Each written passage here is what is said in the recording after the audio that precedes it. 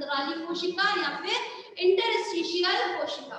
ठीक है, ये एक्चुअली अंतराली कोशिका बहुत इंपॉर्टेंट होती है। कैसे होती है इंपॉर्टेंट? एक्चुअली ये जो इंटरस्टिशियल कोशिकाएं होती है ना, ये आपके एंड्रोजेंस के लिए उत्तरदायी होती है, एंड्रोजेंस के स्त्रावन के लिए। एक्चुअली यहाँ लिख दो, उसको हटा देती हूँ टर्मिनल एपिथेलियम को। ठीक, तो देखो स्पर्मेटोगोनिया के टर्म। चलो अब मुझे बताओ एंड्रोजन, एंड्रोजन के स्त्रावन के लिए उत्तरदायी होती है आपकी अंतराली कोशिका। मेरा सवाल शुरू होता है अब, बताइए एंड्रोजेंस क्या होते हैं? एंड्रोजेंस क्या होते हैं?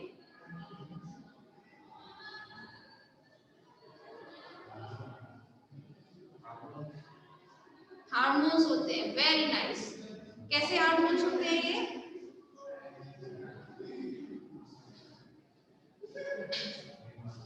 देखो अगर हम बात करें एंड्रोजेंस के बारे में, तो एंड्रोजेंस मतलब नर हार्मोन को हम बोलते हैं। नर हार्मोन्स को हम क्या बोलते हैं? एंड्रोजेंस। ठीक है, और नर हार्मोन्स कौन सा होगा? टेस्टोस्टेरोन। आप जानते हैं ना, टेस्टोस्टेरोन। ये टेस्टोस्टेरोन है क्या है? नर हार्मोन। या मैं ये कहूँ ये एंड्रोजन है, गलत नहीं होगा।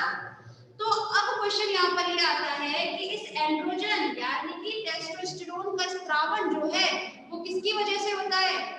इसका स्त्रावन होता है, बोलो, हाँ, अंतराली कोशिकाओं से तो होगा, लेकिन इसका जो नियंत्रण की बात करें तो हमेशा ध्यान देती हूँ जो पिट्यूटरी मतलब पीयूष ग्रंथि होती है, पीयूष ग्रंथि के द्वारा स्त्रावित होने वाले ICSH या फिर LH के द्वारा नियमित होती है।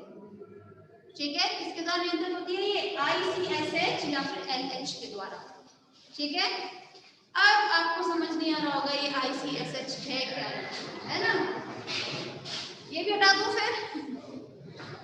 चलो लिखना पड़ेगा आप लोगों को बाद में। देखो अगर हम बात करें आपकी ICSH, लिख नहीं रहा होगा ना तुम्हें? पीछे आके बैठ जाओ भाई, बैठ बैठ बैठ, दिखेगा ही नहीं उसके लिए। देख अब हम लोग बात करेंगे तो ICSH मतलब इंटरस्टिशियल सेल स्टिमुलेटिंग हार्मोन। ठीक है, एक बार फिर रिपीट कर रही हूँ, ध्यान देना। Interstitial cell stimulating hormone.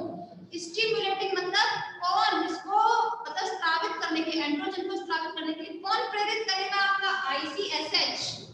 ठीक है, आप चाहे तो इसको ICSH बोले या फिर इसको LH। LH मतलब ल्यूटिनाइजिंग हार्मोन। मैं इसको लिख देती हूँ ना, आपको याद नहीं रखना, हिंदी में लिख दूं?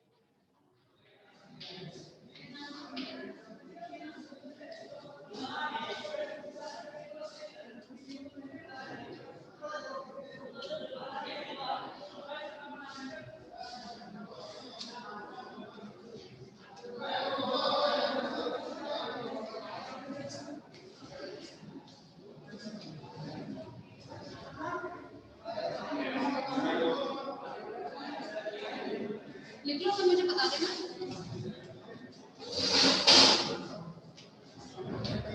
फिर अभी और बात करना है इसके बारे में।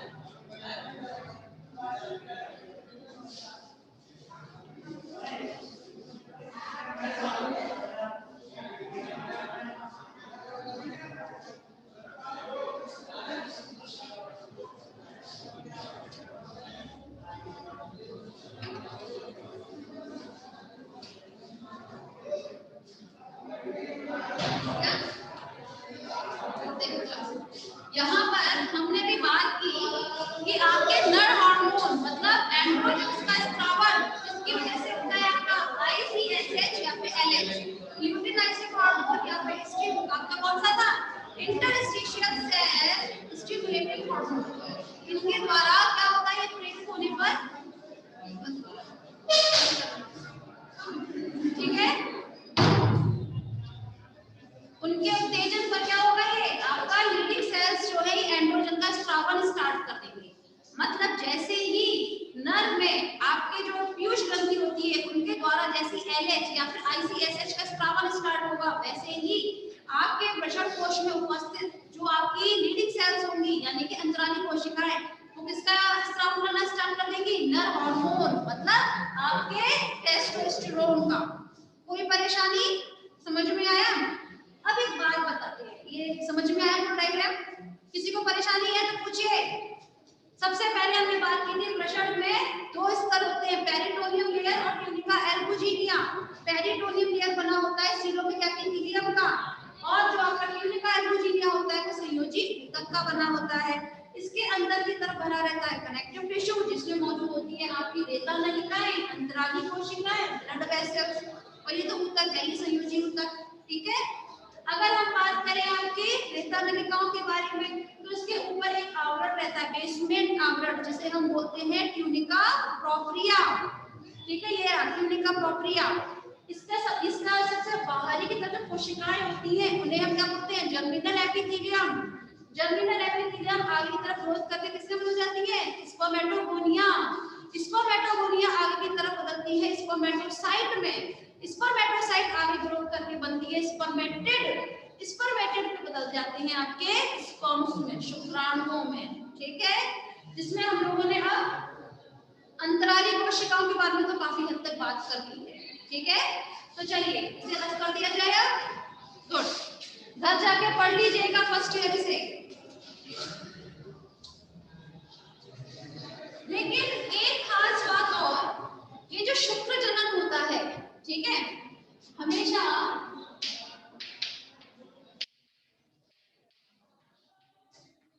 शुक्र जनन जो है वो कब होगा अगर शुक्राणु का निर्माण जो है वो कब होना स्टार्ट होगा हमने एंड्रोजन के बारे में तो पता कर लिया कि जैसे ही नर के अंदर आपकी जो पीयूष ग्रंथि होती है वो एलएच का या फिर आईसीएसएच का स्त्राव स्टार्ट करेगी वैसे ही एंड्रोजन का स्त्राव स्टार्ट हो जाएगा लेकिन शुक्र जनन कब स्टार्ट होगा क्वेश्चन यहाँ पर आता है तो शुक्र जनन स्टार्ट होता है जब नर की जो पीयूष ग्रंथि होती है उसके द्वारा जब वो एफएसएच हार्मोन का क्या करेगा स्त्रावन ठीक है अब क्वेश्चन आता है एफएसएच क्या है फॉलिकल स्टिमुलेटिंग हार्मोन ठीक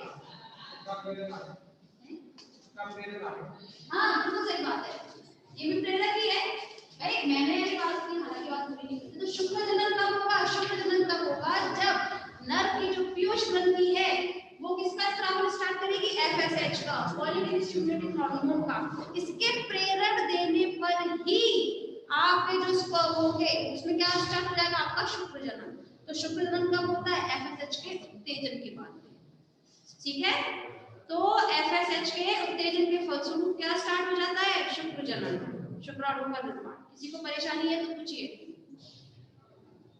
क्लियर हुई सवाल है तो पूछिए क्लास नहीं छोड़िए फुल फॉर्म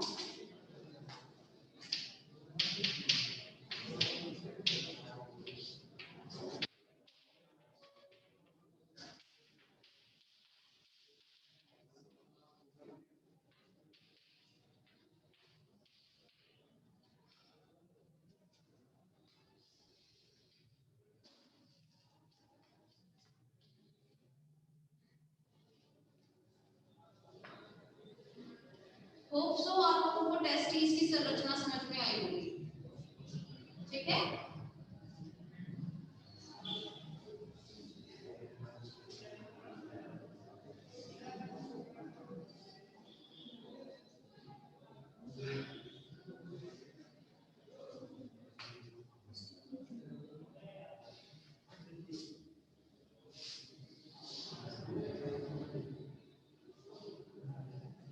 हो गया ना अब देखो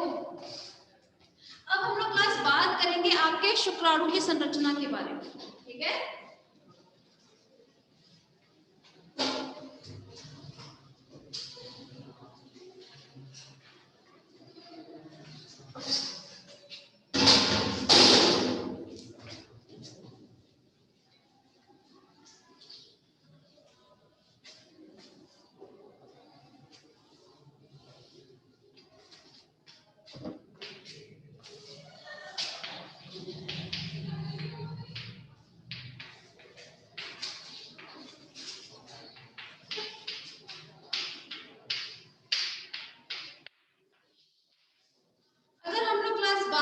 शुक्राणु की संरचना के बारे में, तो कोई भी शुक्राणु जो होता है कितने भागों से मिलकर बना होगा? 3 भागों से। ठीक, कौन कौन से होंगे 3 भाग?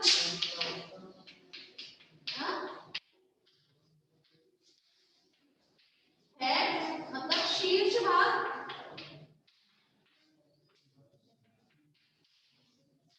सेकंड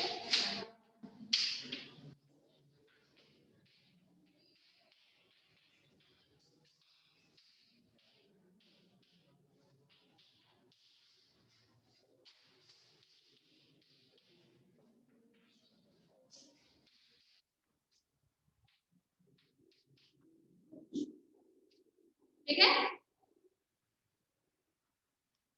क्या हुआ? चलो लिखो, फिर डायग्राम बनाते हैं।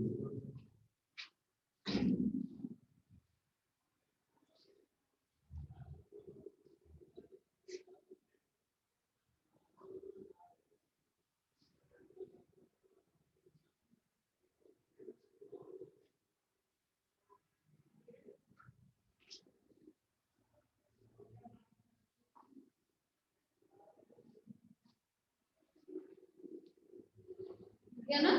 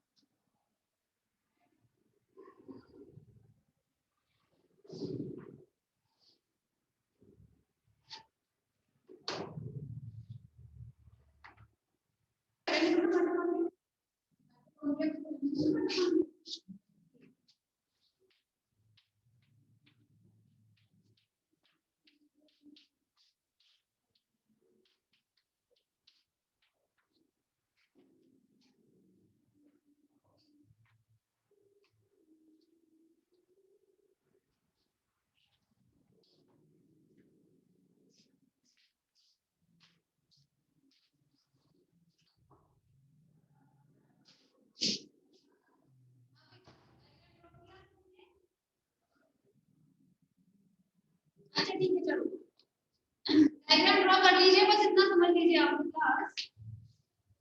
पहले बाद में ड्रॉ करना, पहले क्लास में। जब हम लोग बात करें शुक्राणु की संरचना के बारे में, तो इसका जो शुक्राणु होता है कितने भागों का बना होता है? 3 भागों का।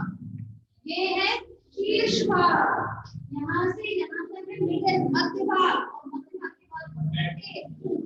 ठीक है, इसी चीज को मैंने यहाँ पर थोड़ा सा उसकी हिस्टोलॉजी दिखाई है, कॉपी की है।